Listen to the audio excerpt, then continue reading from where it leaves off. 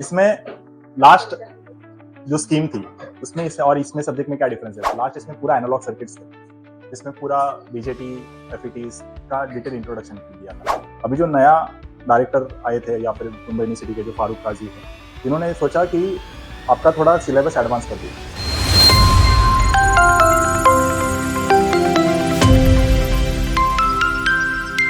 Start करते हैं electronic device and linear circuit. इसमें अभी ये जो सब्जेक्ट है इसमें लास्ट जो स्कीम थी उसमें और इसमें सब्जेक्ट में क्या डिफरेंस है? लास्ट इसमें पूरा एनालॉग सर्किट्स थे, इसमें पूरा बीजेटी एफईटीज का डिटेल इंट्रोडक्शन दिया था। अभी जो नया डायरेक्टर आए थे या फिर मुंबई यूनिवर्सिटी के जो फारूक काजी हैं, इन्होंने सोचा कि आपका थोड़ा सिलेबस एडवांस कर दिया। जो लीनियर सर्किट्स मतलब आपके जो सीनियर्स है एक साल पहले, उनको ये सेमेस्टर 5 में है और वो अभी आप पढ़ रहे हो सेमेस्टर 3 में, तो you are studying in advance. Okay, तो इसमें आपके जो 3 4 5 6 टॉपिक्स जो थे, that is called as linear integrated circuit, LIC subject जो है, वो 3 4 5 6 टॉपिक्स आपको लिए गए हैं सेमेस्टर 5 में से। और first 2 topic skip as it is, EDC उसको थोड़ा मर्ज करके शॉर्ट कर दिया। तो उसमें सिर्फ इलेक्ट्रॉनिक डिवाइसेस में हम लोग क्या पढ़ने वाले हैं फर्स्ट, इसमें again you have to study about the BJT and FET, बड़ी डिटेल नहीं, इसमें सिर्फ 2 ही जो इंपॉर्टेंट एंड जो रिलेटेबल है और जो हम लोग फ्यूचर में यूज करने वाले, वो 2 ही कॉन्फ़िगरेशन हम लोग पढ़ने वाले हैं। तो as you already know, transistors आपको पता है, what is the application of transistors? Amplifier है ना, switch, it acts as an amplifier और it acts as an switch. ये 2 एप्लीकेशन होते हैं ट्रांजिस्टर के। वैसे ही उसको थोड़ा एडवांस कर दिया, मतलब ये ट्रांजिस्टर्स है वो सब क्या है, करंट कंट्रोल डिवाइसेस है। तो हमें वोल्टेज को कंट्रोल करना है, तो उसके लिए हम लोग क्या यूज करते हैं? एफईटीज, फील्ड इफेक्ट ट्रांजिस्टर। तो बेसिकली ट्रांजिस्टर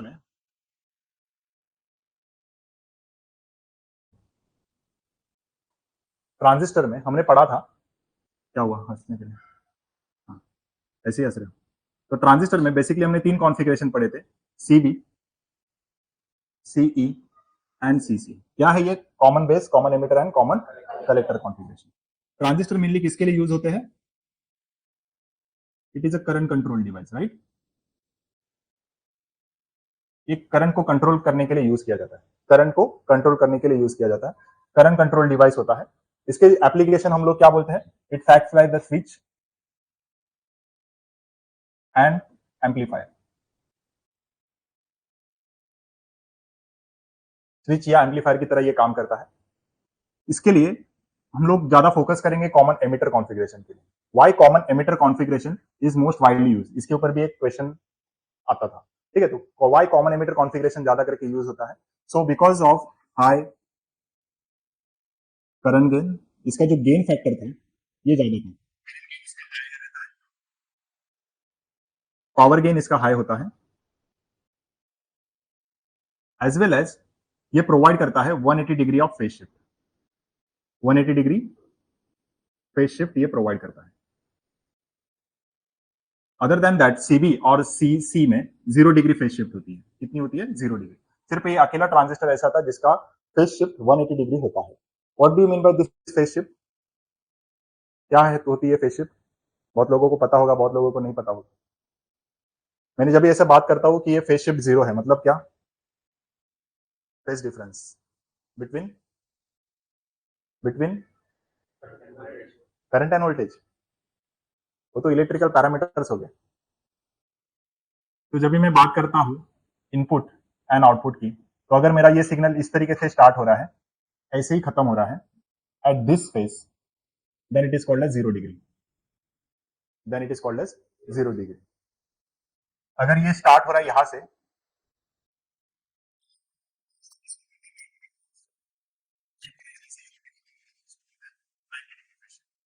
अगर ये एग्जैक्टली उसका उल्टा दिख रहा है तो उसको बोलते हैं 180 degree phase shift.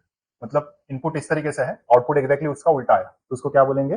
180 degree phase shift. और 270 मतलब यहां से स्टार्ट होगा, इस तरीके से दिखेगा, तो उसको बोलते हैं 270 डिग्री फेज शिफ्ट। और 360 मतलब एग्जैक्टली उल्टा घूम के सेम दिखेगा। Understood? So this is mean by phase shift. तो ये फैक्टर्स होते हैं कि हमें सिलेबस में, अभी जैसे कोई भी सिलेबस बनता है तो आपको भी दिमाग में क्वेश्चन आना चाहिए कि भाई हमने पढ़े तो थे 3 कॉन्फ़िगरेशन, सीबीसीसीसी, बट सिलेबस में आपने देखा होगा चैप्टर, देखा है कि नहीं देखा? नहीं देखा, वेरी गुड, मेरे भरोसे है पूरा। तो सिलेबस नहीं मिला होमोजेनियस का, कितने मार्क का पेपर आने वाला है तो वो तो पता है। हाँ, 80। तो फैक्टर्स अपने को सिलेबस में दिया है सिर्फ सीई कॉन्फ़िगरेशन, तो सीई कॉन्फ़िगरेशन ही क्यों, उसका करंट गेन है, उसका पावर गेन है and 180 degree phase shift provide करता है। तो even if I am changing a small current in the input side, मैं यहां से थोड़ा भी करंट चेंज करूं तो आउटपुट में there will be large change of current in a with respect to phase shift. तो यहां से मैं थोड़ा भी चेंजेस करूं करंट में इन माइक्रो वोल्ट में भी या माइक्रो एम्प में भी, sorry not volt, micro amp में भी, तो यहाँ पे एम्पियर्स में करंट क्या हो जाएगा, चेंज होगा। तो that is the reason it acts as an amplifier. Amplifier का डेफिनेशन क्या है, animal acts as a switch, जिसको घुमाया तो उधर, स्विच मतलब क्या होता है, ऑन या फिर ऑफ। एम्पलीफायर का डेफिनेशन क्या है, it increases the strength of a weak signal. Amplifier क्या होता है, increases the strength of weak signal.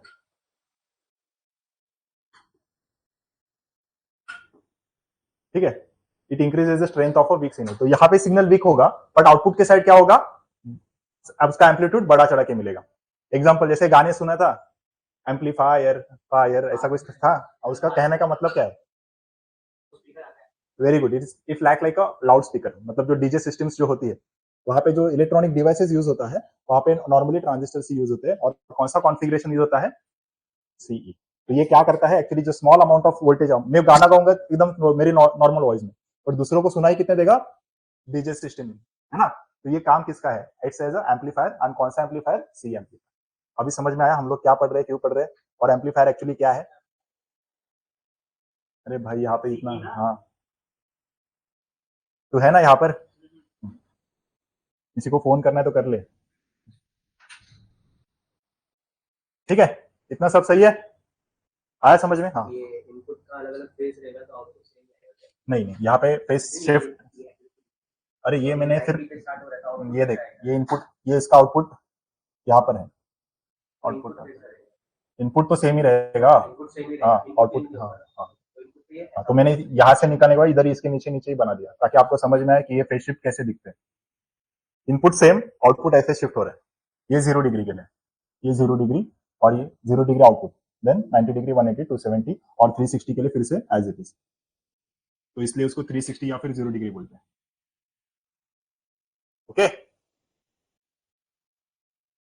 तो इसमें सिर्फ हमने ये पढ़ा कि वाई सी ई कॉमन एमिटर कॉन्फ़िगरेशन हम लोग क्यों पढ़ने वाले हैं। ओके, तो जिनको नहीं पता है उसको, ये एमिटर, अगर एमिटर कॉमन है तो उसको बोलते हैं कॉमन एमिटर, कलेक्टर कॉमन है इनपुट एंड आउटपुट के बीच में तो उसको बोलते हैं कॉमन कलेक्टर, और बेस मतलब कॉमन है दो इनपुट एंड आउटपुट के बीच में तो उसको बेस बोलते हैं।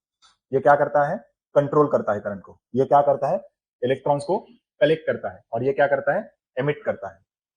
ये पता है ना ट्रांजिस्टर का फंक्शन, पढ़ के आए हो ना फर्स्ट सेम में, नहीं पता है तो बता दो, एक शॉर्ट इसमें यहाँ पे लिख दो, collector collects the electrons, emitter emits the electrons and controls the electron. अब आप बोलोगे इलेक्ट्रॉन को कंट्रोल कर रहे हो मतलब क्या है, आप लॉ ऑफ करंट कर, इलेक्ट्रॉन्स फ्लो कर रहे हो या उसको कंट्रोल कर रहे हो, मतलब किसको कंट्रोल कर रहे हो, किसको कंट्रोल कर रहे हो, करंट, इसलिए उसको करंट कंट्रोल बोलते हैं। इलेक्ट्रॉन्स का फ्लो होने मतलब भी करंट का फ्लो होना।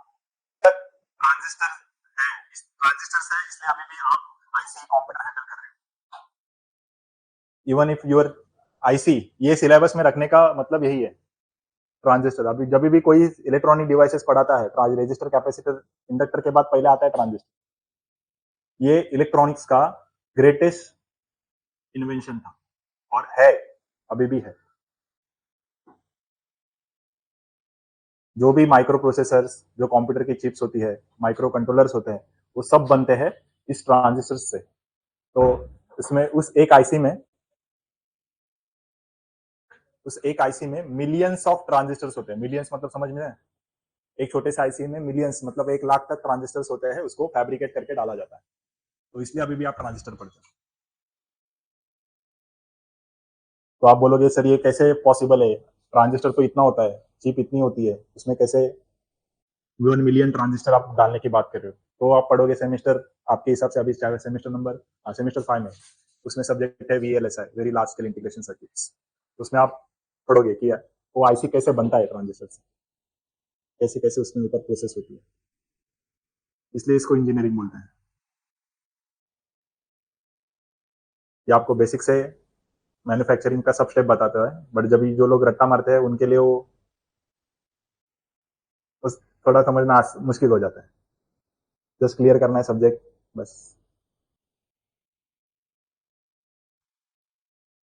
हो गया, डन, आगे बढ़े।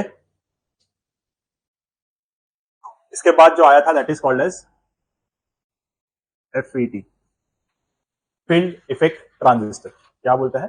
Field effect transistor. क्या हुआ? अच्छा ये लिखना है।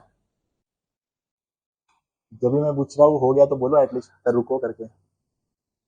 डन। तो FET, फील्ड इफेक्ट ट्रांजिस्टर।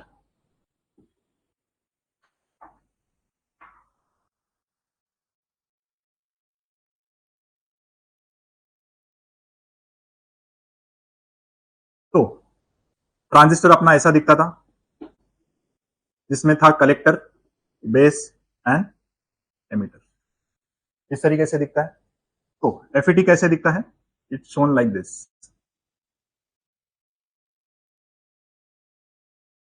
यहां पे होता है गेट, यहां पे होता है ड्रेन, और यहां पे होता है सोर्स। ठीक से पढ़ के आयो कि नहीं? और आपको सिलेबस में कौन सा है? E MOSFET.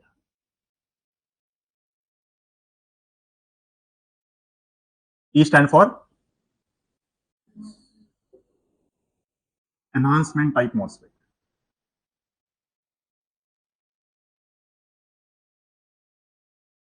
तो इसका सिंबल कैसे होता है?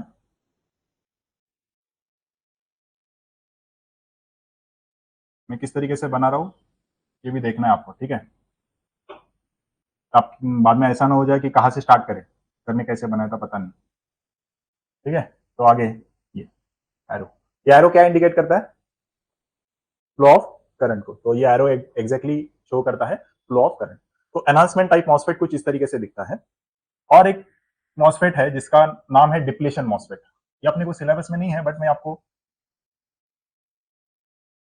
जस्ट इंट्रोडक्शन के लिए बता रहा हूं कि इस तरीके से भी एक मॉसफेट होता है, उसको बोलते हैं डिप्लीशन, डी मॉसफेट।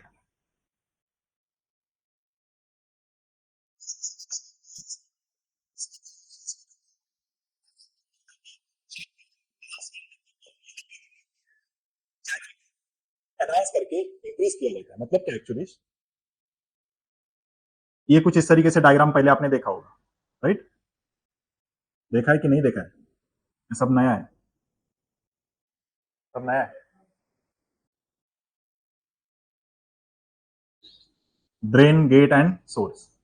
और ये दोरा मेरा एन चैनल है और यहाँ पे पी है। इसके बीच में, इसके बीच में कोई भी चैनल प्रेजेंट नहीं होता है। किस केस में? एनहांसमेंट में। इस केस में यहाँ पे कोई भी यहाँ पे प्रेजेंट नहीं होते क्या? इलेक्ट्रॉन्स। और इस केस में जब भी मैं डिप्लीशन की बात करूं, ये एन, एन, पी, और इसके बीच में यहाँ पे इलेक्ट्रॉन्स प्रेजेंट होते हैं। तो यहाँ पे मेरा गेट होगा, यहाँ पे ड्रेन। एक जनरलाइज, मेरे को ये सिलेबस में नहीं है तो मैं सिंपल समझाने के लिए रफली ड्रॉ कर रहा हूँ। कंसेप्ट को समझो। यहाँ पे देखो इलेक्ट्रॉन्स प्रेजेंट है दो चैनल के बीच में, यहाँ पे इलेक्ट्रॉन्स प्रेजेंट नहीं है, इसमें इलेक्ट्रॉन्स प्रेजेंट नहीं है। जब भी मैं पढ़ा रहा हूँ यहाँ पे ध्यान दो बोथ ऑफ यू, यहाँ पे इलेक्ट्रॉन्स प्रेजेंट नहीं। तो ये पढ़ाने का मतलब क्या था? इसमें हम लोग को क्या करना पड़ता है? ये जो चैनल है ना, इसको हम लोग डिप्लीट करते हैं। ऑलरेडी कुछ VGS के लिए मेरा कुछ तो वोल्टेज मिल जाएगा, कुछ तो वोल्टेज मिल जाएगा, मतलब एट इनिशियल स्टेज कुछ तो वोल्टेज यहाँ पे अवेलेबल है। ठीक है, तो यहाँ पे मुझे क्या करना पड़ता है? मैं VGS को घटाते जाता हूँ, घटाते जाता हूँ, वैसे मतलब वैसे वैसे मेरा ये जो चैनल है ना, एक मोमेंट पे क्या हो जाएगा? डिप्लीट होके पूरा चैनल बाईपास हो जाएगा और दिखेगा इसकी तरह। और एनहांसमेंट में क्या करते हैं हम लोग? ये VGS को, मतलब गेट टू सोर्स वोल्टेज को बढ़ाते जाते हैं, और यहाँ पे इलेक्ट्रॉन्स क्या हो जाते हैं? आते जाते हैं और चैनल क्रिएट होता है। तो उसको क्या बोलते हैं? Enhancement MOSFET. तो उसको क्या बोलते हैं? एनहांसमेंट। आया समझ में? यहाँ पे चैनल को डिप्लीट करना और यहाँ पे चैनल को इंक्रीज करते जाना। तो इसकी खासियत यह है, एनहांसमेंट टाइप मॉसफेट की इसकी खासियत यह है कि इसमें हम लोग को VGS अगर जीरो भी होगा ना तो भी ये कंडक्ट कर पाता है। अगर gate to source voltage zero भी रहेगा ना तो भी ये कंडक्ट कर पाता है और इसकी आइडियल सिचुएशन की तरह काम करता है। सपोज एक सिंपल एग्जांपल मैं देता हूं, अगर मैं कोई भी सर्किट को ऑन करने से पहले वो हाई वोल्टेज पे है तो आउटपुट मेरा पहले ही, अगर उसके मतलब स्विच ऑन करने से पहले आपने लोड लगा दिया कुछ तो बल्ब और लगा दिया तो उड़ नहीं जाएगा, क्योंकि ये पहले से ही चैनल क्रिएट करके रखा है। ठीक है, लोड लगाने से पहले अपने को पता नहीं, अगर कोई एक नॉन टेक्निकल बंदा है जिसको पता नहीं वोल्टेज क्या है, करंट क्या है, बल्ब क्या है, उसको कितना करंट लगता है, तो उसको मैंने पहले ही उसके अंदर लगा दिया जहां पे voltage current already channel present है। तो अगर वो सफिशिएंट अमाउंट ऑफ करंट का नहीं रहेगा तो उड़ नहीं जाएगा। इस वजह से हम लोग डिप्लीशन नहीं लेते। तो यहाँ पे कौन सा लेते हैं, एनहांसमेंट, जहां पे वो 0 वोल्ट पे कुछ उसमें हानि नहीं पहुंचेगी। जैसे अभी आप वोल्टेज बढ़ाते जाओगे 1 वोल्ट, 2 वोल्ट, 3 वोल्ट, 4 वोल्ट, उस तरीके से चैनल क्रिएट होगा और उस तरीके से बल्ब की लाइट और इंटेंसिटी क्या होती जाएगी, बढ़ती जाएगी। आ रहा है समझ में? इसलिए हम लोग कौन सा पढ़ रहे हैं, एनहांसमेंट। अब इसमें सिंबल की तरफ देखो, सिंबल की तरफ देखो, ये पूरा लाइन जो है जुड़ा हुआ है, यहाँ कंटिन्यूस लाइन है। मतलब ये कहता है कि यहाँ पे चैनल प्रेजेंट है, चैनल ऑलरेडी प्रेजेंट है और यहाँ पे टुकड़ों में इसको बांट दिया है, कट किया है। इसका कहने का मतलब यह है कि यहाँ पे चैनल प्रेजेंट नहीं है, आपको इस चैनल को जोड़ना है तो ही यहाँ पे ये कंडक्ट कर पाएगा। इसलिए उसका सिंबल इस तरीके से बना है। आया समझ में? इसलिए उसका सिंबल इस तरीके से बना है। सिंबल बनाने की क्या का भी रीजन है। अगर मैं यहाँ पे सिंबल को जोड़ देता तो यहाँ से drain to source direct current flow हो जाता, जो इस केस में हो रहा है। बट यहाँ पे हम लोग ये कट करके रखा है, मतलब यहाँ पे ये ओपन सर्किट है, ये ओपन सर्किट है, तो यहाँ पे करंट फ्लो नहीं होगा जब तक आप उसको गेट टू सोर्स वोल्टेज नहीं दोगे, तब तक ये बढ़ेगा। आया समझ में? आया समझ में? तो इस वजह से हम लोग कौन सा पढ़ रहे हैं, एनहांसमेंट टाइप मॉसफेट। समझ में आया? और इसमें भी कौन सा एनहांसमेंट टाइप मॉसफेट और कौन सा कॉन्फ़िगरेशन पढ़ रहे हैं, CS, कॉमन सोर्स। अभी बोलोगे क्यों, तो यहाँ पे आप देख सकते हो मैंने कौन सा कॉन्फ़िगरेशन बोला था, कॉमन एमिटर ट्रांजिस्टर के लिए, और इसके लिए कॉमन सोर्स। आया समझ में? रीजन वही, कौन से, जो भी एमिटर या सोर्स, अभी इसमें क्या हो गया, बेस को रिप्लेस किया गया गेट से, सोर्स को रिप्लेस किया गया एमिटर से, और ड्रेन को रिप्लेस किया गया कलेक्टर से। तो करंट गेन हाई चाहिए, 180 डिग्री फेज शिफ्ट चाहिए, तो मैं कौन सा वाला लूंगा, लास्ट वाला, कॉमन सोर्स। इसलिए आपको सिलेबस में कॉमन सोर्स कॉन्फ़िगरेशन ही है।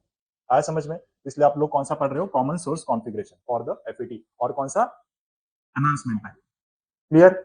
आया समझ में? चलो नोट डाउन करना है तो कोई मेरे साथ लिख सकते हो। तो हमने common emitter and common source configuration देखे, तो अभी इसमें डिफरेंस अगर अपने को पूछा गया कि क्या डिफरेंस है, तो अभी हम लोग उसमें लिख देते हैं। So this one is called as current control,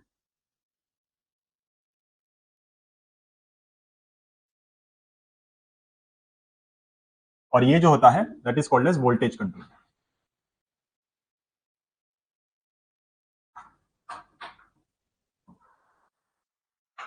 ठीक है, इसमें जो इनपुट होता है, जो अप्लाई करते हैं, input apply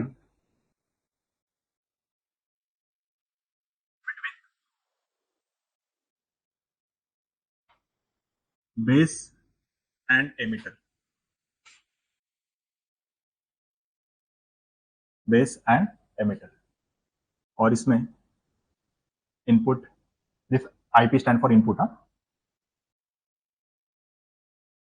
applied between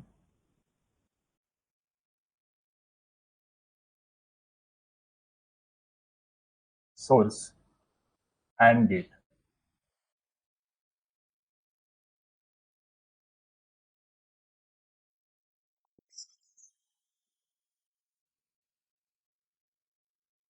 I think my hand writing is clearly visible to you. तो आउटपुट लेते हैं हम लोग between emitter to collector,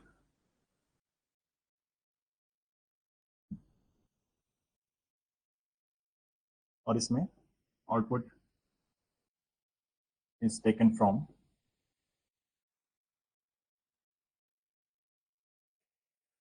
source to drain और drain to source. How it look likes, so ये कुछ इस तरीके से दिखता है।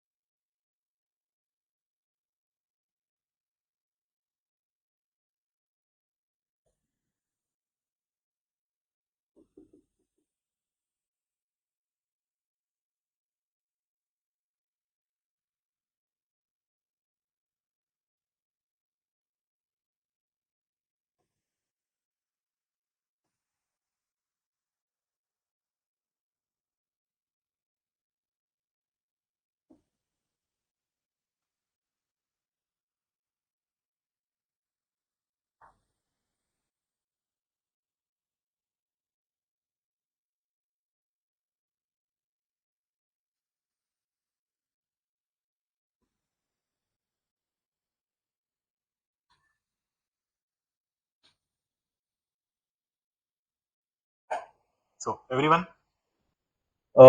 Common emitter and common collector में यहाँ पे फर्स्ट पॉइंट ही मैंने लिखा है, ये करंट को कंट्रोल करता है और ये वोल्टेज को कंट्रोल करता है।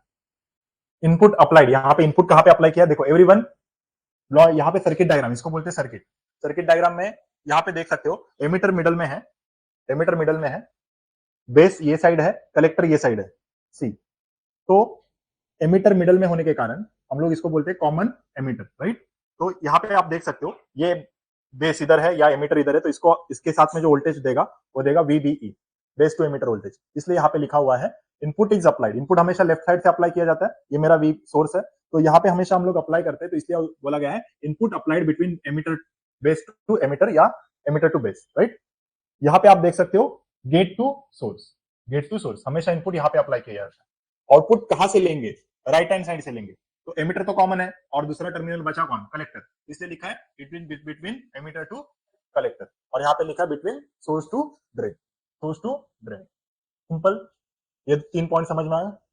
ओके, आगे बढ़ते हैं। फेज शिफ्ट दोनों में 180 डिग्री है, इसलिए हमने वही कॉन्फ़िगरेशन चूज किया। कंट्रोल बाय करंट गेन, ये किसको कंट्रोल, किसके साथ कंट्रोल किया जाता है, करंट गेन के साथ, that is called as beta. क्या बोलेंगे इसमें, beta. There are 3 current gain, alpha, beta and gamma. Alpha stand for the common base, beta stand for the common emitter and gamma जो है वो कॉमन कलेक्टर के लिए होता है। दो हम लोग नहीं पढ़ रहे, तो हम लोग ज्यादा फोकस करेंगे बीटा पे। और इसमें ये ट्रांजिस्टर के करंट, इसको ऑन करने के लिए बीटा का कंट्रोल अपने पास होना चाहिए, और इसको ऑन करने के लिए जो थ्रेशोल्ड वोल्टेज है VT, जो थ्रेशोल्ड वोल्टेज है उससे अगर ज्यादा हो गया तो ही ये मॉसफेट ऑन होगा, तो ही ये मॉसफेट क्या होगा, ऑन होगा, अदरवाइज नहीं। तो इसलिए लिखा है VGS शुड बी हायर और मोर देन थ्रेशोल्ड वोल्टेज। अगर ये थ्रेशोल्ड वोल्टेज से कम है तो ये मॉसफेट ऑफ रहेगा। तो that is the condition to on the FET, that is the condition to turn on the BJT। Understood. It works as an amplifier and switch, ये भी एम्पलीफायर एंड स्विच की तरह काम करता है, but in different regions of operation, वो further हम लोग देखेंगे। ये इसमें ये इंपॉर्टेंट पॉइंट है, इसमें package density is low, package density is low and this is called as higher package density. What do you mean by this package density, क्या होती है पैकेज डेंसिटी। तो जैसे आपने अभी आईसीस देखे होंगे, डिजिटल इलेक्ट्रॉनिक्स का प्रैक्टिकल कभी किया है, मतलब कोई भी प्रैक्टिकल किया है उसमें आईसी देखा है, इतना इतना कुछ साइज का रहता है, राइट, इतने साइज का कुछ रहता है। तो अगर आप उसकी एग्जैक्ट साइज देखोगे तो 128 नैनोमीटर का वो चिप रहेगा, कितना, 128 नैनोमीटर, ठीक है। वो डिजाइन किया गया था 1970s 80s में, आईसीस जब आए थे 1970s 80s में। याद रखने के लिए भी बहुत सिंपल है, जो इवोल्यूशन ऑफ इलेक्ट्रॉनिक डिवाइस है। 1950 में ट्रांजिस्टर आया, 60 में FET आया, 70 में आईसीस आया, फिर माइक्रो प्रोसेसर्स आए, ठीक है, फिर FPGAs और ये सब है। बट इस तरीके से 10-10 साल का इवोल्यूशन गैप है। तो एग्जैक्टली 10-20 साल के बाद ये जो आईसीस जो आए थे उसकी चिप साइज थी 128 नैनोमीटर, और अभी हम लोग पता है कितना साइज का चिप यूज करते हैं, इतना, इसकी साइज है 14 नैनोमीटर, और इससे भी हम लोग कम जाते जा रहे हैं। तो मेरे अगर ये मैं उंगली पकड़ लूं तो इसमें सिर्फ मैं इतना सा डॉट निकालूंगा, जो या फिर आपकी जो बिंदिया होती है इतनी सी छोटी वाली, इतनी साइज का सेल्स की चिप है जो हम लोग अभी के जमाने में यूज करते हैं। So this is the power of the VLSI technology. तो आप बोलते हैं सर हमें प्रैक्टिकल में है क्या, नहीं, आपको पूरा इंजीनियरिंग के प्रैक्टिकल में ये चिप नहीं मिलेगी, बिकॉज ये है ही इतनी होती है, इसको कोई भी ब्रेडबोर्ड पे या कोई भी पीसीबी पे हम लोग असेंबल या सोल्डरिंग नहीं कर सकते, उसके लिए मशीन सोल्डरिंग की जरूरत होती है एंड माइक्रोस्कोप की जरूरत होती है। बट मुझे ये कहना है कि पैकेज डेंसिटी का मतलब क्या है, ये जो मैंने पॉइंट लिखा है ना, package and why you move from the transistor to FETs। तो FETs जो होती है ना वो एक पैकेज में, पैकेज मतलब क्या, ये मेरा समझो एक चिप है, इसमें मैं मल्टीपल ऐसे चिप्स और डाल सकता हूं, that is called as package की डेंसिटी। वो अगर हाई होगी तो मैं एक चिप में मल्टीपल ट्रांजिस्टर डाल सकता हूं, और इस केस में ट्रांजिस्टर के केस में उसका साइज थोड़ा ज्यादा है, तो ऑब्वियसली इसकी पैकेज डेंसिटी क्या होगी, लो होगी। आया समझ में पॉइंट, याद रखना पैकेज डेंसिटी। बहुत सारे स्टूडेंट्स को ये पता ही नहीं रहता, पैकेज लिख देते हैं, हाँ इसमें लो रहता है उसमें हाई होता है, कभी कभी उल्टा भी हो जाता है क्योंकि कंसेप्ट नहीं पता। तो लो पैकेज डेंसिटी मतलब इसमें ट्रांजिस्टर्स कम रहते हैं, इस एक पैकेज में ट्रांजिस्टर्स कम रहते हैं, इसलिए लो पैकेज डेंसिटी, और इसमें package density high, and that is reason हम लोग यहाँ से यहाँ पे मूव हुए। एंड लास्ट वन, इसमें लो इनपुट इंपीडेंस होता है, यहाँ पे हायर इनपुट इंपीडेंस होता है। हमेशा इनपुट इंपीडेंस हायर होना चाहिए, इंपीडेंस हमेशा क्या होना चाहिए, हायर होना चाहिए, क्योंकि जैसे जैसे सिग्नल आगे बढ़ेगा, एक पर्टिकुलर डिस्टेंस ट्रैवल करेगा, उसकी जो स्ट्रेंथ है वो वीक होती जाएगी। जैसे मैं अभी बात करूंगा, मेरे फर्स्ट बेंच पे जो स्टूडेंट्स बैठे उनको लाउड एंड क्लियर सुनाई देगा, बट कुछ बेंच के बाद, 50 बेंच के बाद मेरा सिग्नल क्या होते जाएगा, वीक होते जाएगा। और मैं पहले ही इनपुट इंपीडेंस मेरा जो सिग्नल है वो मैं कम में बात करूंगा तो आगे वाले को सुनाई देगा क्या? नहीं।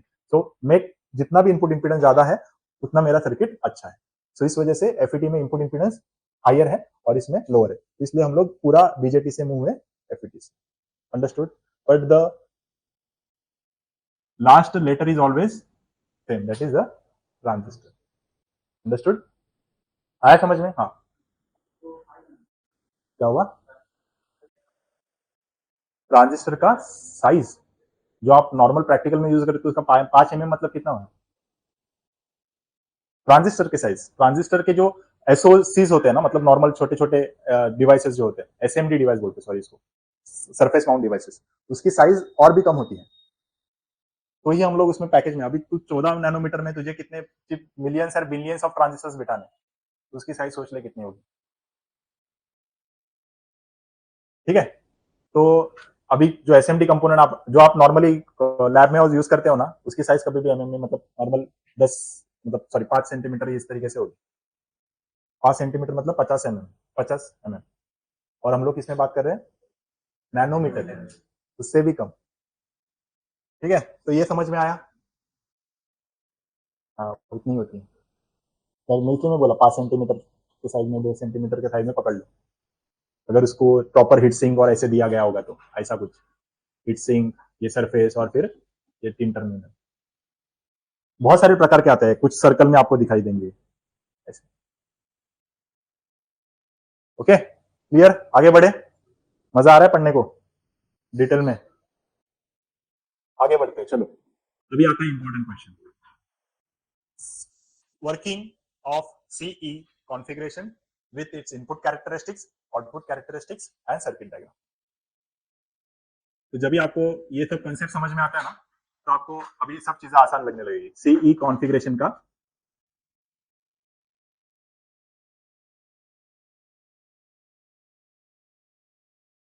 सर्किट डायग्राम,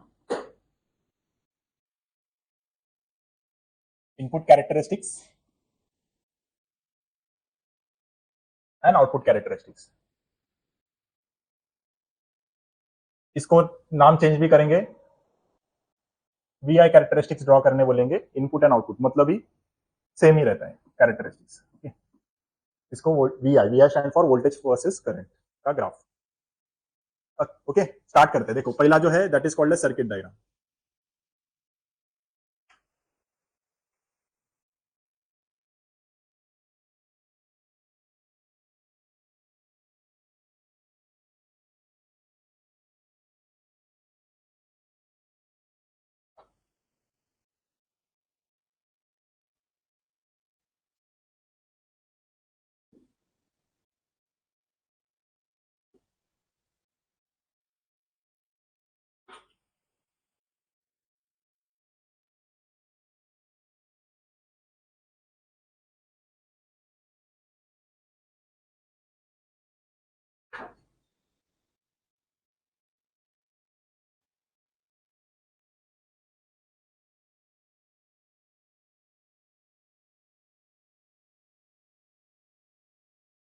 डायग्राम जो है अपना neat and clear and all parameters will be denoted, इसलिए मैं इस तरीके से बनाया हूं। देखो ये जो है वी आई, ये चाहिए तो आप यहां पे लिख दो इधर। ये V I stand for input voltage, यहां से इनपुट वोल्टेज दिया, बेस रेजिस्टर, इन दोनों के बीच में जो वोल्टेज अप्लाई होगा उसको बोलेंगे बेस टू एमिटर वोल्टेज। ठीक है? RC stand for collector resistor, और इसमें जो वोल्टेज मिलेगा आउटपुट साइड वो क्या होगा मेरा? Collector to emitter voltage, collector to emitter voltage. और यहाँ पे जो कॉमन टर्मिनल है दोनों के बीच में कौन सा कॉमन है? यहाँ पे भी ई है, यहाँ पे भी ई है, तो ये एमिटर इधर आ गया। ओके, और यहाँ पे कलेक्टर होगा, यहाँ पे बेस होगा। आए समझ में? तो ये होता है सर्किट डायग्राम। ये पूरे सब्जेक्ट में आपको डायग्राम्स नीट क्लीन से बनाने हैं, क्योंकि डायग्राम के ऊपर ही पूरा एक्सप्लेनेशन है। आपका जो भी एग्जामिनर है या प्रोफेसर है वो ज्यादा इंपॉर्टेंस डायग्राम को देंगे, तो क्योंकि अगर डायग्राम ही आपका गलत है तो एक्सप्लेनेशन में आप कितना भी सही लिखो उसका कोई वैल्यू नहीं, क्योंकि डायग्राम एक्सप्लेनेशन बनता है सर्किट डायग्राम से। ठीक है? सो उनको ये सब एक्सप्लेनेशन पढ़ने के लिए आप 2 पेज का एक्सप्लेनेशन लिखा, जैसे स्टूडेंट बोलते हैं मैं पेपर भर के आया पर मार्क्स नहीं मिला। पेपर भरने को मार्क्स नहीं मिलते, आप उसका आंसर कैसे लिखते हो और कितना सही तरीके से लिखते हो उसको मार्क्स मिलते हैं। ठीक है, तो डायग्राम, फर्स्ट सर्किट डायग्राम हम लोग अच्छे से बनाएंगे। मुझे कोई बताएगा ये सर्कल में क्यों होता है? Why transistor is in circle? Resistor को सर्कल क्यों नहीं बनाया, ट्रांजिस्टर को क्यों बनाया?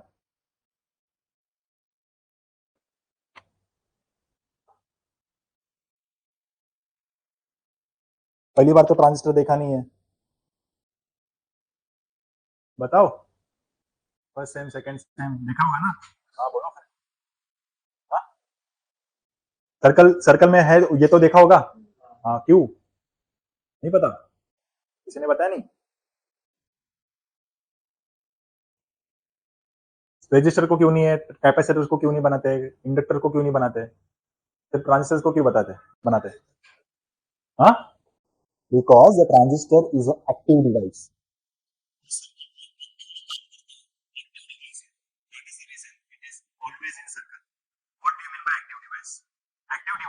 मतलब जो सर्किट में एक्चुअल काम करते हैं, जिससे सर्किट ऑन ऑफ हो रहा है, जिसके सिग्नल बूस्ट हो रहे हैं। रजिस्टर का काम क्या होता है?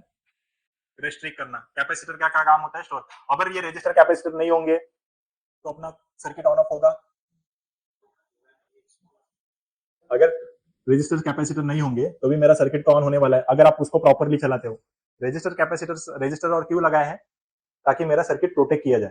किसी ने गलती से वोल्टेज घुमा दिया तो उसको कंट्रोल करने के लिए रजिस्टर है, पर इसका मतलब ये नहीं कि वो सर्किट को ऑन कर रहा है। सर्किट को ऑन करने का काम कौन कर रहा है? Transistor, and that is the active device, and that is the reason it is always in circle. आ रहा है समझ में? एफईटी भी होते हैं सर्कल में। स्विच अलग है, मतलब वो आप जो बता रहे हो ऐसे वाला स्विच, उसको बनाने के लिए, मतलब वो जो स्विच आप एक पुश ऑन पुश बटन होते हैं, वो एक्चुअली ये नहीं, उसके लिए जो थ्योरी होती है ना, मतलब जो मैं कंपोनेंट्स की बात कर रहा हूँ, जो कंपोनेंट्स होते हैं ना वो सर्कल में होता है। जैसे इलेक्ट्रॉनिक कंपोनेंट जिसका एक्चुअली करंट फ्लो होगा या ये सब चीज बातें होती है, वो फिजिकल कंपोनेंट यहाँ पे नहीं लेंगे। एसपीडीटी, वो से बहुत सारे स्विच होते हैं, SPDT switch, DPDT switch, push buttons, that is उस इसके सिंबल्स आप बनाते होते ज्यादा इलेक्ट्रॉनिक डिवाइसेस में। कोई भी इलेक्ट्रॉनिक सर्किट में ऐसे बनाते हो क्या? ऐसा क्वेश्चन, स्विचेस वैसे बहुत सारे होते हैं, रोटरी स्विच और ये सब। हाँ? कोई भी इलेक्ट्रॉनिक डिवाइसेस में ऐसे देखा है सर्किट्स में? नहीं ना। वहां पे हम लोग क्या बनाते हैं? Components, active component, passive component.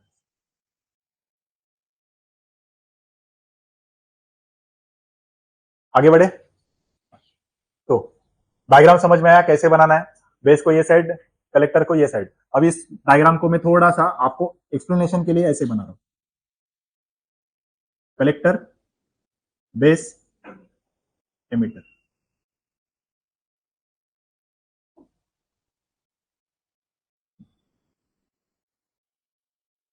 क्यों मैंने रफ करके ऐसे बनाया?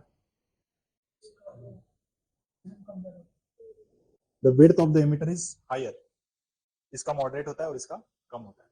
हर एक डायग्राम के पीछे मीनिंग है। इसका विड्थ थोड़ा ज्यादा होता है, इसका एकदम कम होता है, इसका मॉडरेट होता है। इसलिए इसका फॉर्मूला क्या बनता है?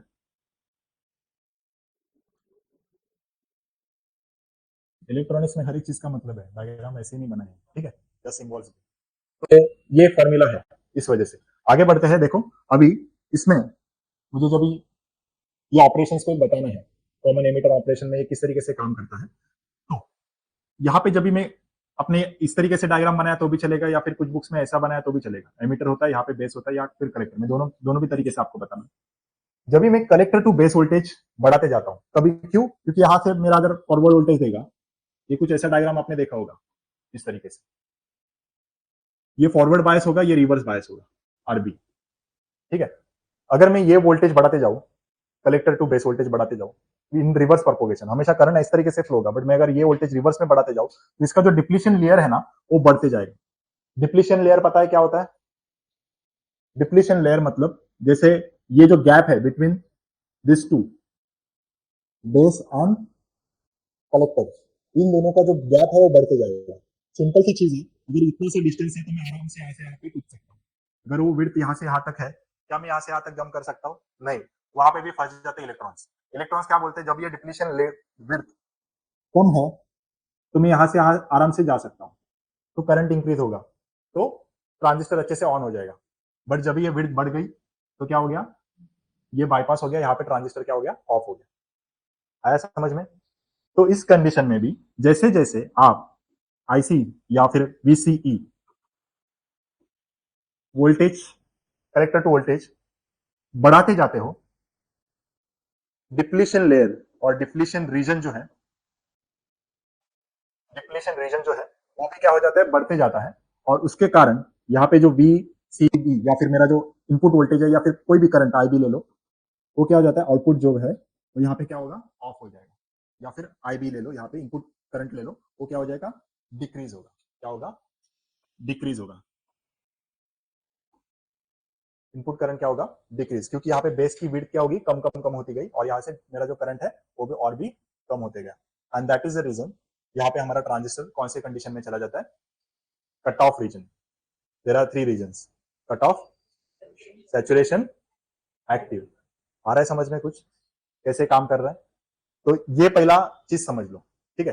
अभी ये सिर्फ मैं मुझे आपको एक्सप्लेनेशन के लिए बताना था ये किस तरीके से काम करना। एक्चुअल ये सब की जरूरत नहीं है। हम लोग एक्सप्लेनेशन क्या लिखेंगे, फर्स्ट पॉइंट वैसे ही स्टार्ट किया था जैसे, emitter is common between base and collector, या फिर आप इसमें बोलोगे between VBE and VCE. First point बना। डायग्राम एक्सप्लेनेशन में कहां से बना रहा हूं, देखो डायग्राम से ही बना रहा हूं, डायग्राम का हेल्प लेके। पॉइंट नंबर 2, पॉइंट नंबर 2 वही point, input is applied. Input कहां पे अप्लाई किया गया है, between base and emitter. Point number 3, output is taken from, थोड़ा फास्ट लिख रहा हूं, between collector and emitter. 3 point अपने ऐसे ही बन गए, 3 पॉइंट ऐसे ही बन गए। फोर्थ पॉइंट जो एक्चुअली वर्किंग को बताता है, क्या बोलेंगे, when this VCE increases, the depletion region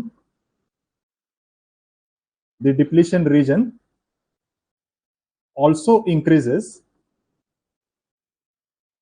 increases and IB मतलब base current goes on decreasing when VBE is always forward biased। जो VBE है इसलिए हमेशा क्या बोलते हैं हम लोग, बेस टू एमिटर वोल्टेज जो होना चाहिए वो हमेशा क्या होना चाहिए, फॉरवर्ड बायस्ड होना चाहिए। कलेक्टर टू एमिटर जो है VCE, ये हमेशा क्या होना चाहिए, रिवर्स बायस होना चाहिए। ओके, तो इसमें जो 3 रीजन्स ऑफ ऑपरेशंस बनते हैं, जैसे कि ये डायग्राम, अगर इसमें मैं 2 तरीके के कैरेक्टरिस्टिक्स दिखा रहा हूं, यहाँ पे इनपुट कैरेक्टरिस्टिक्स और यहाँ पे आउटपुट कैरेक्टरिस्टिक्स। तो इनपुट कैरेक्टरिस्टिक्स इस तरीके से बनाना है आपको, लाइक दिस। ये जो पॉइंट है that is called as knee voltage. क्या बोलेंगे, नी वोल्टेज।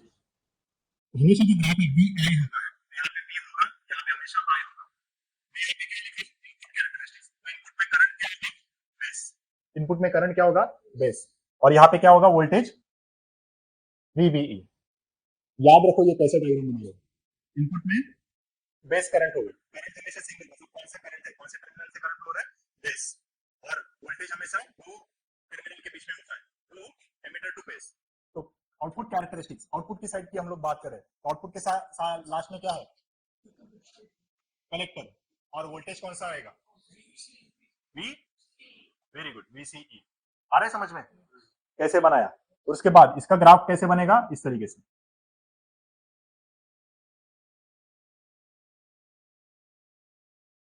इस तरीके से इसका ग्राफ बनेगा। तो ये जो करंट होता है ये होता है मिली एम्प में, और इसमें इसका जो यूनिट होता है ये होता है वोल्ट्स, ये भी होगा वोल्ट्स में, और इसका जो यूनिट होगा माइक्रो एम्पियर। क्या होगा, माइक्रो एम्पियर। बात करूंगा। इनपुट कैरेक्टरिस्टिक्स क्या बता रहा है, ये नी वोल्टेज, ये नी वोल्टेज भी आपको पता है दो सेमीकंडक्टर डिवाइस होते हैं, मतलब डिवाइस नहीं मटेरियल होते हैं, जर्मेनियम एंड सिलिकॉन। तो जो जर्मेनियम है उसके लिए कुछ होता है 0 पॉइंट नहीं नी वोल्टेज, मैं वो नहीं बता रहा हूँ कट ऑफ मतलब कंडक्टिंग वाला, मैं बता रहा हूँ नी वोल्टेज कितना होता है। तो इस ये होता है 0.1 और इसके लिए होता है 0.5 कितना होता है। तो यहां से जैसे उसको नी वोल्टेज मिल जाता है it will go start conducting. कैसे स्टार्ट होता है, कंडक्टिंग होना स्टार्ट होता है, पहला ये आएगा 1 वोल्ट पे, तो उस केस में ये VCE जो है ये हम लोग क्या करते हैं कांस्टेंट रखते हैं, VCE गेट्स कांस्टेंट, एक कांस्टेंट है जो 1 वोल्ट पे है। जैसे ही आप वोल्टेज को बढ़ाते जाओगे 2 वोल्ट 5 वोल्ट 10 वोल्ट तो ये डिक्रीज होते जाएगा, ये क्या हो जाएगा डिक्रीज होते जाएगा। क्या बताया था मैंने, IB मेरा क्या हो गया कम कम कम कम होते जाएगा, भले ही आप वोल्टेज बढ़ा रहे हो बट करंट क्या हो रहा है कम हो रहा है। वोल्टेज आप बढ़ाते जा रहे हो मतलब वोल्टेज का स्केल ऐसे होगा ना, तो उस केस में वोल्टेज तो बढ़ रहा है बट करंट की जो डेंसिटी ये जो है मैग्नीट्यूड है वो क्या हो रहा है कम हो रहा है। और ये हमेशा ऐसे ही बनाना, एक के बाद नीचे नीचे नीचे नीचे, आया समझ में, इस तरीके से इनपुट कैरेक्टरिस्टिक्स बनता है। और आउटपुट कैरेक्टरिस्टिक्स VCE में है, तो जैसे ही पहले ट्रांजिस्टर ऑन नहीं हुआ, अब यहाँ पे जर्मेनियम और इसका 0.67 ये यहाँ पे लागू होता है आउटपुट साइड, ठीक है। तो यहाँ पे जैसे ये स्टार्ट हो गया इसके बाद ये चालू हो गया कंडक्ट होना, तो इसका जो ये रीजन है, ये वाला जो रीजन है इसको क्या बोलते हैं हम लोग सैचुरेशन। इस केस में यहाँ पे क्या बोलते हैं, वेरी गुड, एक्टिव या फिर लीनियर रीजन। और इस केस में यहाँ पे पूरा जब भी कुछ नहीं मिलता है उसको क्या बोलते हैं कट ऑफ रीजन, क्या बोलते हैं कट ऑफ। तो अभी बात सिंपल है, जब भी बोथ ऑफ मतलब दोनों भी कट ऑफ में है, VCE जो दोनों भी क्या है कट ऑफ में है, तो ट्रांजिस्टर कैसे काम करेगा ऑफ कंडीशन में। जब भी दोनों भी ऑन है, बोथ आर ऑन मतलब यहाँ पे क्या सैचुरेशन में है, तो ये क्या काम करेगा ऑन, तो यहाँ पे स्विच का काम हो गया ऑन ऑफ, तो इसलिए हम लोग यहाँ पे बोलते हैं transistor acts as a switch. और जब भी VB इसमें से कोई भी एक सैचुरेट मतलब लीनियर रीजन में काम करेगा, एक फॉरवर्ड बायस है तो दूसरा रिवर्स बायस है, तो उस कंडीशन में क्या काम करेगा as an amplifier, as an amplifier. तो एम्पलीफायर में एक कहां पे काम करता है, वेरी गुड, लीनियर या फिर एक्टिव बोल सकते, क्या हुआ VC is equals to reverse bias, collector to emitter voltage is in the reverse bias for the amplifier purpose। देखो तीन कंडीशंस मैंने लिखी है, अगर दोनों भी VCE सॉरी VBE और VCE, अभी यहाँ पे ध्यान दो, जब भी मैं पढ़ा रहा हूं तो यहाँ पे ध्यान दो, VBE और VCE दोनों भी कट ऑफ में है, दोनों भी रिवर्स बायस है, दोनों भी रिवर्स बायस है, रिवर्स बायस मतलब भी कट ऑफ मतलब ऑफ।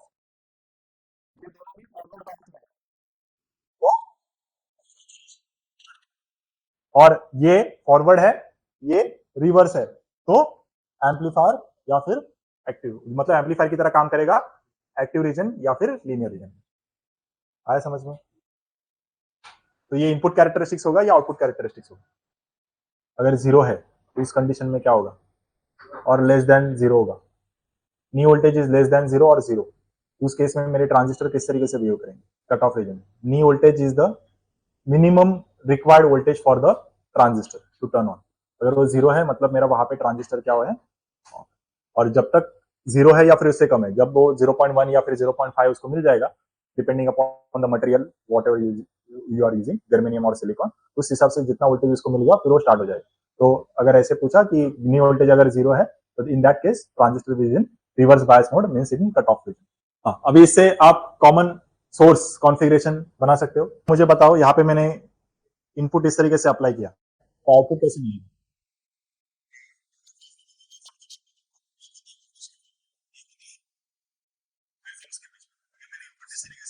आउटपुट कैसे मिलेगा, this is the exact output you are getting. क्या बताया था हमने, कॉमन एमिटर है तो एग्जैक्टली उसका उल्टा मिलेगा with higher in amplitude, with higher in amplitude. ठीक है, तो अभी देखो डायग्राम समझ में आया, अभी एक्सप्लेनेशन कैसे याद रखना है। फर्स्ट कॉमन एमिटर है, तो emitter is common between base and collector, पहला पॉइंट में कोई डाउट नहीं है। Second point, input is applied, कहां पे अप्लाई किया, बेस एंड एमिटर में, तो input is applied between base and emitter, that is why the voltage is VBE।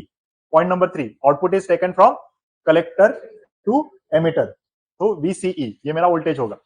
अभी इसके बाद आप ये पॉइंट ये बाद में लिखेंगे तो भी चलेगा, जो आपको इजी लगता है वो पहले बनाओ। व्हेन बोथ द रीजंस, जो दोनों भी रीजंस है, मतलब VB VC दोनों भी रीजंस है, वो अगर कहां पे है, कट ऑफ रीजन में है, रिवर्स बायस है, when both the regions are reverse bias then it is cut off, और कट ऑफ मतलब ही off, so transistor acts as a off switch.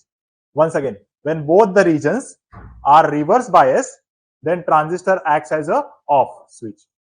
Understood? When both the regions are forward bias, then act as a on switch, then acts as a on. Forward bias है, forward bias मतलब कौन से reason में, saturation, saturation मतलब on state. Understood? And when VBE is forward bias and VCE is reverse bias, in that case it is called as active region, मतलब ये linear acts as an amplifier। कहां पे काम करेगा, amplifier में ये काम करेगा। आया समझ में? तो ये 3 पॉइंट अपने बन गए।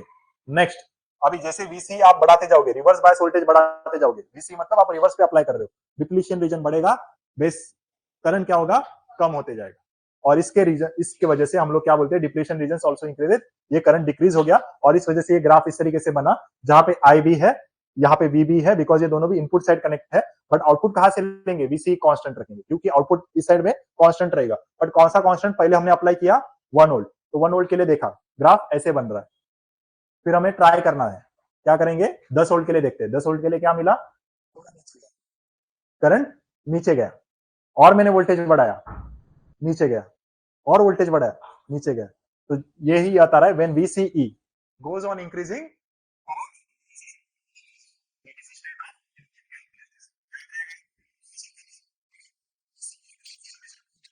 VC हम लोग बढ़ाते जाएंगे तो करंट भी डिक्रीज होता, कौन सा current, base current, y axis पे क्या है, बेस, देखो लिखा है ना, बेस डिक्रीजेस, समझ में। इन दिस केस आउटपुट के साइड आप जैसे जैसे करंट को बढ़ाते जाओगे 20, 30, 40, 60, 70, तो ये भी इसकी जो एम्पलीट्यूड है वो क्या होगी, बढ़ते जाएगी। इस केस में क्या हो रहा है, एक रीजन VB जो है फॉरवर्ड बायस में चल रहा है, और दूसरा रिवर्स बायस में चल रहा है, और इस वजह से जो सिग्नल का जो स्ट्रेंथ है ये बढ़ते जा रहा है, और इसलिए आपका ये ग्राफ भी ऐसे आया। क्लियर, आया समझ में, फिट हो गया दिमाग में। Common emitter configuration with circuit diagram, explanation, input and output characteristics. Okay, explanation diagram से ही बनते हैं। आगे बढ़े, चलो। कॉमन सोर्स कॉन्फ़िगरेशन का भी डायग्राम, तो इसमें कॉमन सोर्स है, अगर आपको emitter sorry enhancement type MOSFET में पूछा है, तो एनहांसमेंट टाइप वाला ही मॉसफेट बनाना।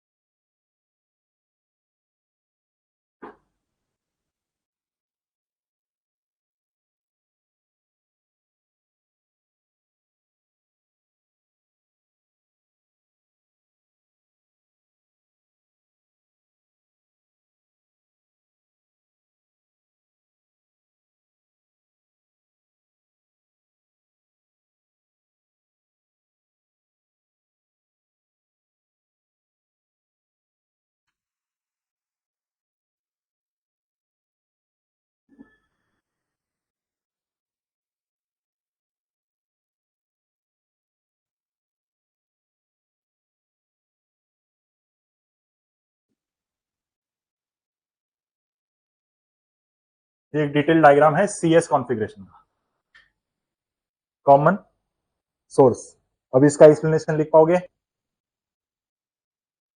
अरे हाँ या ना, कॉन्फिडेंस, कॉन्फिडेंस किधर है, अरे इसका आधे से ज्यादा एक्सप्लेनेशन मैंने डिफरेंशिएट बिटवीन में ही लिख के दिया है। Input is common between, output is common between, लिख के दिया है कि नहीं, वही सब लिखना है। और इसमें भी वही होगा, when both the junctions is forward bias on reverse bias of, एक ऑफ फॉरवर्ड एक रिवर्स एम्पलीफायर। तो 6 पॉइंट्स अपना ऐसे ही बन गए। बनाओ डायग्राम बनाओ, डायग्राम के बाद एक्सप्लेनेशन भी लिखने हैं। एटलीस्ट जो मैंने 5-6 पॉइंट बोले वो तो लिखो।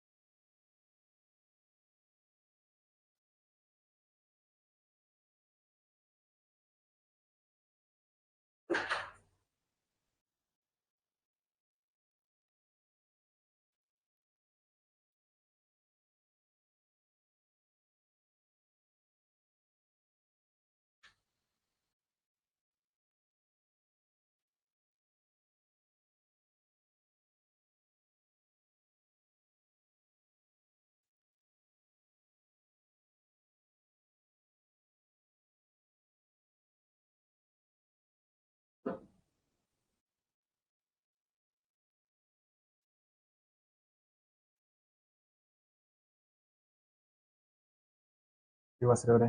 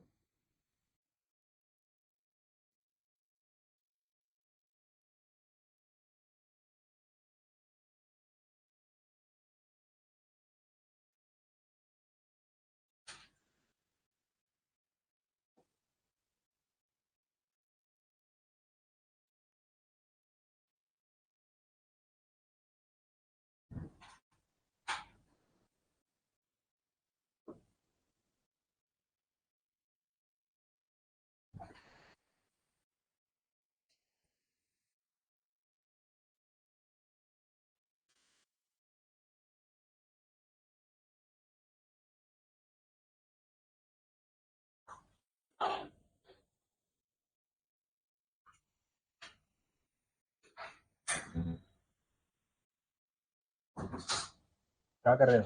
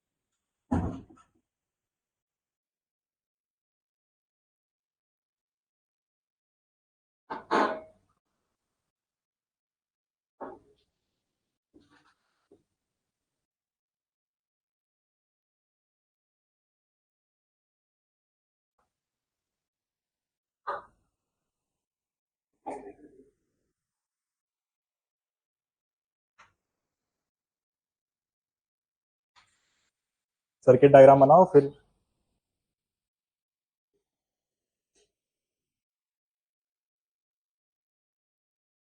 वहां पे कैरेक्टरिस्टिक्स बनाए।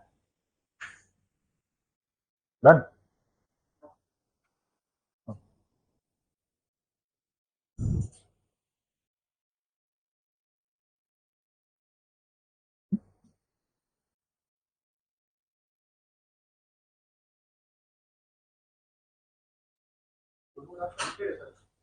हम्म।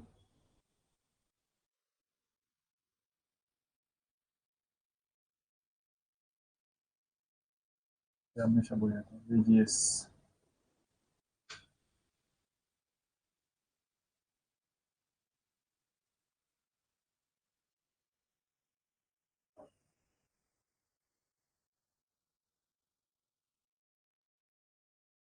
फॉर्मूले के ऊपर ध्यान दे, अभी किस तरीके से फॉर्मूले बने हैं।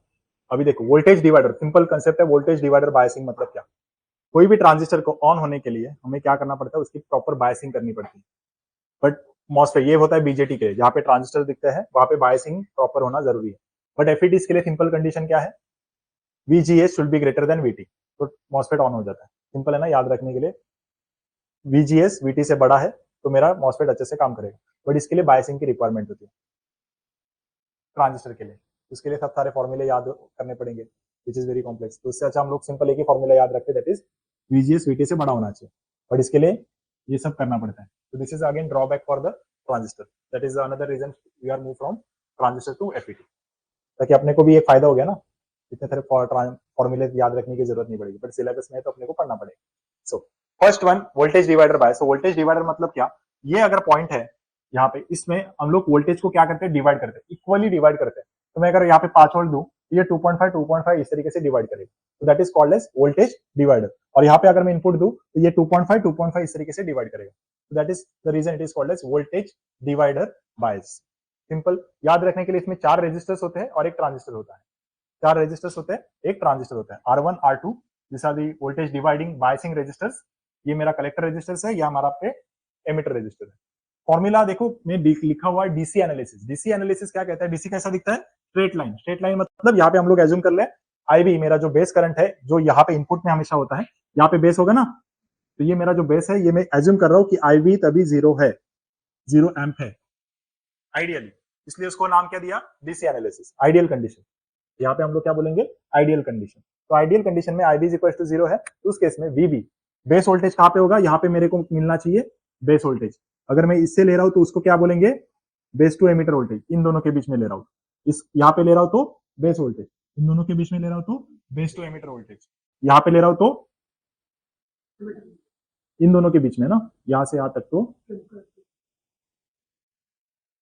सॉरी पूरा VCE, emitter to collector voltage. तो ये इस तरीके से अपने को वोल्टेज क्या करने पड़ते हैं? डिफाइन करने पड़ते हैं। ऊपर से आएगा तो ये क्या आएगा?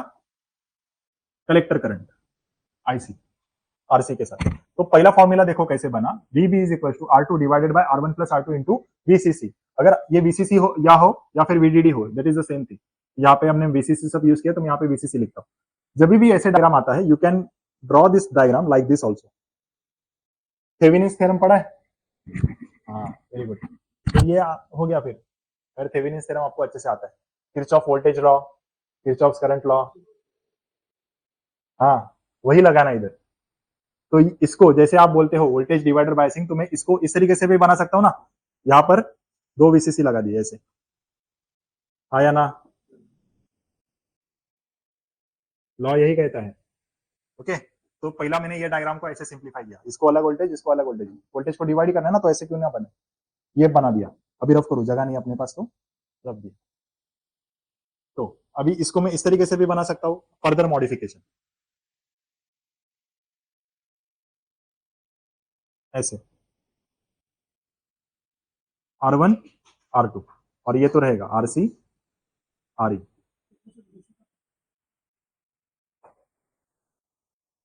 ठीक है, अभी हमें सिग्नल को हमने नहीं दिया मतलब IB इक्वल टू 0 ही है। ठीक है, तो यहाँ पे R1 R2 में ऐसे भी बना सकता हूँ, ये जो R1 R2 है ना इसको मैं ऐसे भी बना सकता हूँ। ये कौन कहता है? Thevenin's theorem. ठीक है, तो इससे अपना फॉर्मूला क्या बना अकॉर्डिंग टू, अगर आप इसमें लॉ लगाने का पहला दूसरा बात है, पर अगर मुझे VTH निकालना है उस केस में VTH होता था। तो इसमें हम लोग ये कंडीशन में हम लोग क्या अप्लाई करने वाले? VB, बेस वोल्टेज चाहिए, तो बेस वोल्टेज के लिए क्या बनता है? R2 divided by R1 plus R2, R2 divided by R1 plus R2, और वोल्टेज कितना दिया है? VCC, तो इंटू VCC। तो ये फॉर्मूला इससे बना, इससे बना। अंडरस्टूड? इसलिए आपको थेवेनिन्स थ्योरम और आना चाहिए।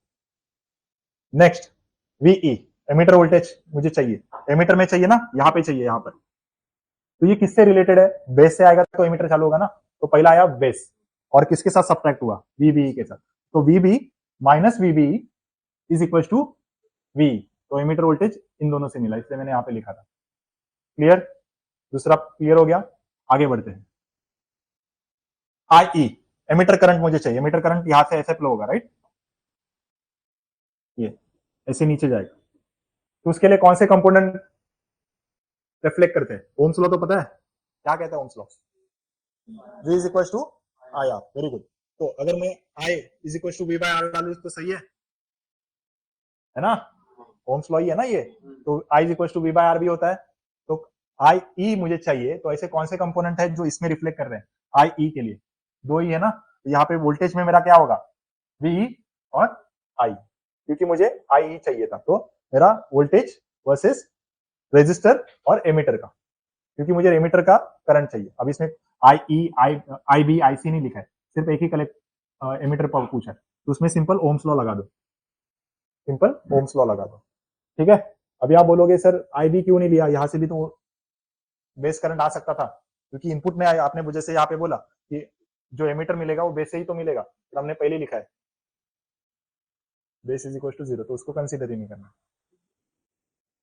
अरे फॉर्मूला बनना है डीसी एनालिसिस के लिए, तो पूरे आगे मत सोच, पहले हम लोग का डीसी एनालिसिस के लिए सब 0 ही रहेगा, पर अपने को फॉर्मूले तो पता होने चाहिए कैसे बने। फिर VCE, base voltage between collector to emitter, मतलब ये पूरा यहां से लेके यहां तक का, उसमें कौन से कंपोनेंट आ रहे हैं? पहला आ रहा है VCC, VCC डालो, बाद में IC माइनस IC, और कौन से दो कंपोनेंट है? RC plus RE। समझ में आया कैसे फॉर्मूला बना? समझ में आया कैसे फॉर्मूला आया? फॉर्मूले बनाए हैं हमने डीसी एनालिसिस के लिए, बट जब ये करंट अप्लाई होगा तो ये फॉर्मूले यूज होंगे, वहां पे वैल्यूज पुट होती जाएगी, but for the analysis purpose के लिए इजी होता है, इसलिए पहले हम लोग डीसी एनालिसिस करते हैं। अंडरस्टूड? आगे बढ़ते हैं। अभी देखो